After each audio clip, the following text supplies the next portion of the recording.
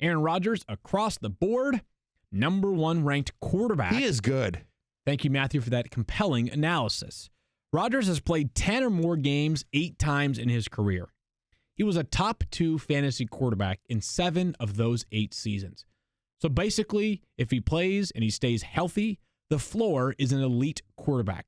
The question is not does he deserve to be ranked this high, Matthew. The question is, and we've had this philosophically probably 1,000 times on this podcast, can you draft him as high as he is being drafted right now on ESPN.com, which is 25th overall in terms of ADP? So it's 3rd round. I don't hate that. It's a little higher than I would go. I'm somebody who says wait on a quarterback. Yep. Having said that, if you lose your fantasy league this year, it's not going to be because you have Aaron Rodgers as your quarterback. Yep. So, I'm a big believer. I wrote this in the manifesto. You're constructing the team you want. And honestly, especially in a 10-team league, if I'm sitting there in the 4th round and Aaron Rodgers is there, I'm like, all right, well, okay, this is just stupid now. So I don't have an issue. 25, middle of the 3rd round, depending on how it's gone. I don't have an issue with that. Again, a little higher than I would go, but like I said, you're not losing your league because you drafted Aaron Rodgers, especially in the 3rd round. Yeah, I think we have hashed this enough times over to say that Aaron Rodgers is really stinking good. More interesting in Green Bay is that, as we discussed earlier, there are a lot of running backs involved. Let's start here. The 3 names, Aaron Jones, Jamal Williams, and Ty Montgomery. Let's go next to the fact that Jamal Williams left the game last night, Stephania, because of injury. Yeah, he did say afterward he couldn't say if it were a regular season game whether he would have returned or not, but he is feeling pretty good about the ankle and that he doesn't anticipate it to be a long-term injury. We always want to take what the player says with a grain of salt, but I think just the fact that he didn't know if he would have been able to return, this is one of those things where it's a preseason. You want to make sure that you have the guy healthy by week 1, so don't be surprised if he lays very low over the next couple of weeks. Yeah, I mean, especially with Aaron Jones not being available for the first couple of weeks. He's going to miss the first 2 games of the season. I think the question becomes this, Matthew, is there a decipherable difference between these 3 players? I believe there is. Okay. I believe Aaron Jones is a truly special player. He made my love list, and you're like, oh well, he's going to miss the first 2 games, which is going to and the fact that he is in this committee, I think also depresses his draft stock. Okay. So I've been asked a lot who is this year's Alvin Camara, and I said this during the marathon. If you're asked, it's hard to predict somebody having the kind of season that Alvin Camara had last year as a top 5 fantasy running back. He started the season as a 3rd-string rookie on an explosive offense. Having said that, somebody that I think profiles as having that sort of potential is Aaron Jones, currently the 3rd string on an explosive offense here. But we saw it last year. We saw it when he had moments. Weeks 4 through 7 last year, the only games in which he got more than 5 carries, he was the 8th best running back in fantasy during that time frame. 1 out of every 10.1 carries that Aaron Jones had last year gained 15 or more yards. That is a better rate than anyone else in the NFL except Alvin Camara. So he has this big playability. I think he is their best player. I think he is their best player by a decent amount. Okay, so you think that Aaron Jones is clearly their best running back in terms of talent, and a lot of the numbers that you just rattle off suggest it. The problem is this.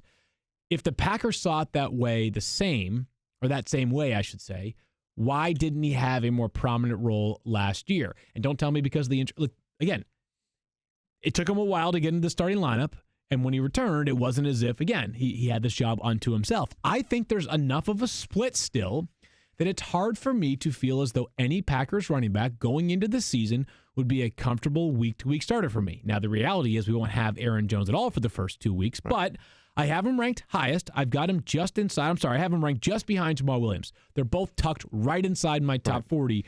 I just don't know if Green Bay sees enough of a difference in players. And again, your rushing stats may be offset by the fact that Jamal Williams is viewed as more reliable, steadier, better in pass protection, things that aren't as easily identified 100%. In the box score. All that's true. I just don't know. So here the question becomes, and we just don't know the answer to this. Yep. Will they rely on one running back? Because a lot of the time, like Jamal Williams got some run last year, and it was because people were banged up. Yep. And so is it going to be a committee, or will one of these players run away with a job, pardon the pun? And so I think there's a decent chance. I'm with you, by the way. Listen, I have Aaron Jones ranked the highest, but I have him at like 30-something, like I think 34, 35, somewhere in that range. And so So obviously, I'm not ranking him as a starter either. The highest guy I have is our RB4. But I think he's got that kind of talent and potential that if they got comfortable with him in the pass protection, in the reliability, that somebody that gets the amount of run that he could get on that offense with his skill set could be something very special. I will tell you that talking with a team source, they said the Packers running back you're going to want for the second half of the year is Aaron Jones. Okay, well, he is a stash. He is a draft and a stash for me. Over the past 2 seasons, only one player has 10 or more touchdown catches in each of those years. His name is Davante Adams. I knew that. We don't need to overthink it with Adams. He is a player that probably will be drafted inside the top 20 selections in many, many drafts, especially those in PPR scoring. I think he's a top 7 fantasy wide receiver, by the way. He's going as number 8. I prefer him to A.J. Green. I prefer him to Mike Evans. Okay, we don't need to belabor the point. He's an amazing player. No, but hang on, though. But I actually think that's important. I think he's going behind A.J. Green in drafts. I think that's I disagree with you that we don't need to belabor that point, because I do think actually at that level where we all know he's great, but like how great? Like, are you trusting him as over more established guys? Because again, no Jordy Nelson there. He's going to get the number 1 corners on any defensive front there. Right. So again, I don't think that this is somewhat akin to when we talk about would you rather have David Johnson or Todd Gurley? Like, they're both totally like I'm not going to take you to task on that. If someone said, "Hey, I'm taking AJ Green over Davante Adams," because they just feel like Cincinnati's bound to be losing more, they're going to have to throw more from behind, I'd be okay with that argument. No, I understand that. I'm just saying, like, I'm fairly definitive. Like, I won't have AJ Green on my team, and maybe that'll be wrong, but I won't have AJ Green on my team this year. I think Davante Adams is the last of a wide receiver 1 tier. Like, I think there are 7 wide receivers, and you want one of those wide receivers, and I think Adams is one of those guys. And I think there are other people that feel like that tier is slightly larger. Probably getting more questions about the other pass catchers in Green Bay. So that I agree with. Amongst the non-Davante Adams players, is there a wide receiver that clearly needs to be rostered above the others? Stephania, I know you have been adamant that Geronimo Allison needs to not be so overlooked. Right. I still would take Randall Cobb if I'm drafting. Randall Cobb I would take him over Geronimo Allison, but I think for value, Geronimo Allison is one of those that if he's going undrafted, I would rather use a late round pick on him with the opportunity. And Aaron Rodgers showed trust in him from last year. So I think the fact that he's undrafted in over 95% of leagues, Allison is, why not take him in a late round, especially with. Look, Green Bay had to do a lot of plug and play last year, not only in the running back, but in the receiver roles due to different injuries. Randall Cobb's coming off an ankle surgery. He played a little bit last night, but he's still working his way back. You don't know where he's going to need to step up, and to have a guy like that stashed, like Geronimo Allison, he would be an immediate plug and play for me if he picked up a bigger role.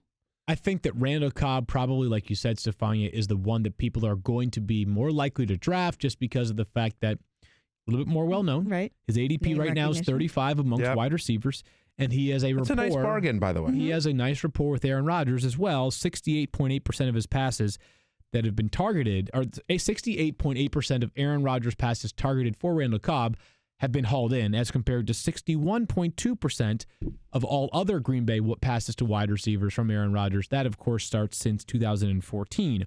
Since 2014, Randall Cobb, 6th in the NFL among wide receivers in terms of red zone targets. We obviously know how much Aaron Rodgers looks for Davante Adams in the red zone as well. And I bring up that stat specifically because Jimmy Graham needs to get looks in the red zone for him to have fantasy relevance this year. Yes, I agree. So let's move to Jimmy Graham. We talked about him a little bit earlier on in the show. Think of this. If I told you there was a player who was being drafted in the top 5 in his position, which could very well be the case of where Jimmy Graham ends up, right? Mm-hmm. He could be a top 5 tight end in terms of ADP by the time we get around to September 1st because he caught a touchdown last night. Yep.